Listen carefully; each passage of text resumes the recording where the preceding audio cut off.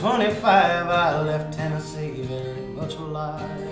I never would have made it through the Arkansas mud if I hadn't been riding on a Tennessee stud. Had a little trouble with my sweetheart's paw. One of her brothers was a bad outlaw.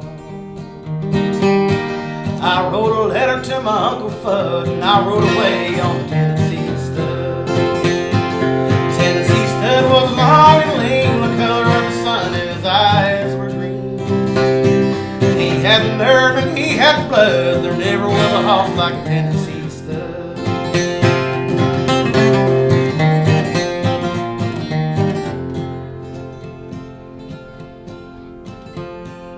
Rode on down into no man's land, across the river called the Rio Grande. Raced my horse with a Spaniard's foal till I got me a skin full of silver and gold. Me and the gambler, we couldn't agree. We got in a fight over Tennessee.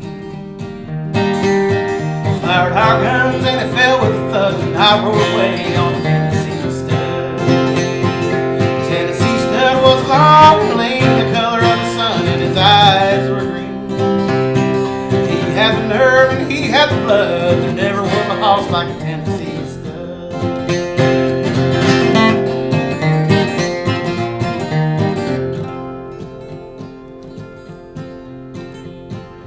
Rode on back across Arkansas. I whipped her brother and I whipped her pa. Found that girl with the golden hair, and she was riding on a Tennessee mare.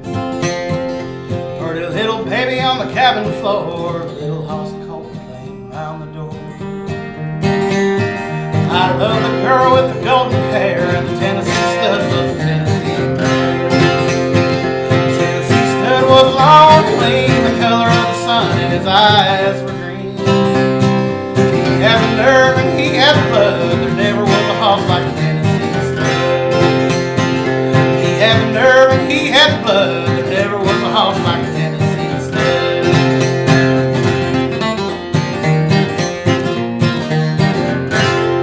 I hit the road and I finished up my tour here in Nashville, and I knew that this was where I was going to land.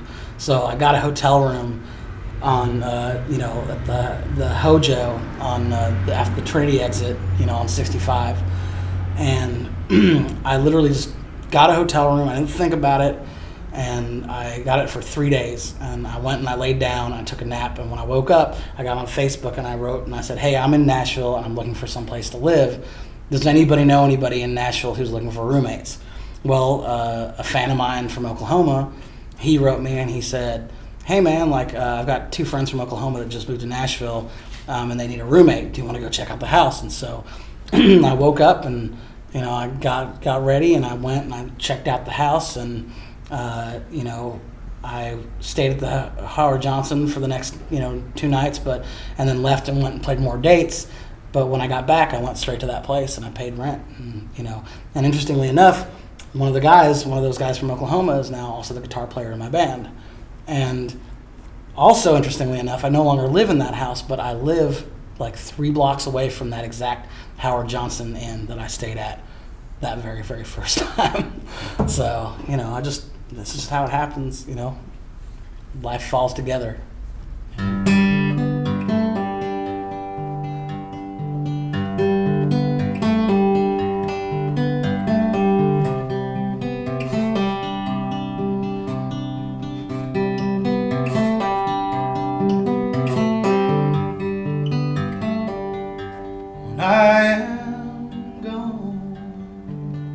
I know the waiting gets to you. It's like the world stopped turning. You're frozen.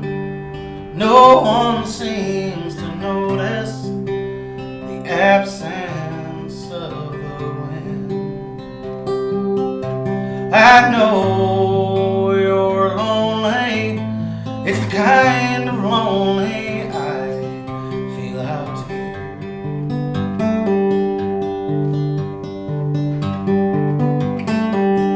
I don't want to be alone in Memphis.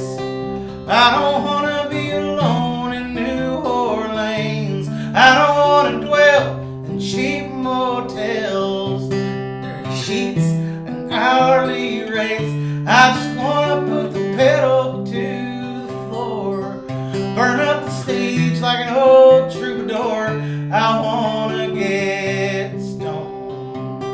but I don't wanna be alone in Memphis anymore. I was on tour by myself. I think I was about 3-4 days in the tour, and I ended up, it was really a cold, dreary day in Memphis, and I spent the whole day there just by myself.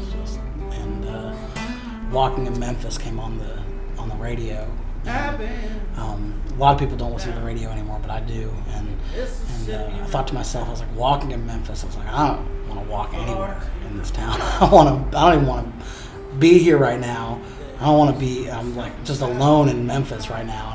And immediately I was like, I think I could write a song like that. Just started kind of writing it, driving down the highway, and listening to the road, sounds of the road, and it just came out. I hadn't even picked up a guitar to try and play it, and I got to a hotel room on like the third day, and I was like, I think I got this song done, and I picked up a guitar and started playing it, and it was there.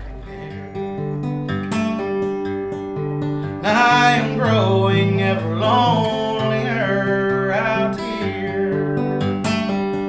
I don't wanna be alone in Memphis. I don't wanna be alone in New Orleans. I don't wanna dwell in cheap motels, dirty sheets and hourly rates. I just wanna put the pedal to the floor, burn up the stage like an old troubadour. I wanna get stoned, but I don't wanna be alone in Memphis anymore. I don't wanna be alone in Memphis. I don't wanna be alone in New Orleans. I don't wanna dwell in cheap motels, dirty sheets and hourly rates. I just wanna put the pedal to the floor, burn up the stage like an old troubadour.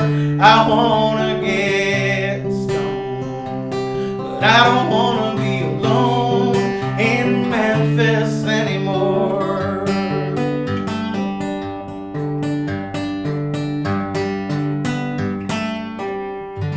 I think that we need to stop beating ourselves up so much, and I think that that's kind of what the name of the album "Stay Reckless" is saying. It's like they say everything in moderation, including moderation.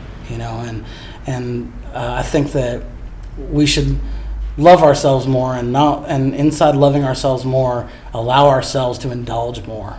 I'm not saying extreme, but not feel guilty about it when we do, and to feel good about the things that are vices that we love, unless these things that you love to do that are considered to be unhealthy or bad for you are getting in the way of the actual person that you need to be, and like getting in the way of your life, then really what they're doing is they're enriching your life, and they're not a detriment. And so if you're drinking between 3 and 5 drinks a day, now I don't drink that much in a day, I'm just using this as an example, in fact I don't drink most days, but if you're drinking some drinks every day and it's making you feel good, then it's really making your day better. It's not ruining your life. And I think that it's pretty sad when people make you feel like it is. And so apply that to the rest of life. I hope that I answered your question and didn't just go off on a tangent. Stay reckless, always be honest. Tell me all about the wildest nights you pass through my way.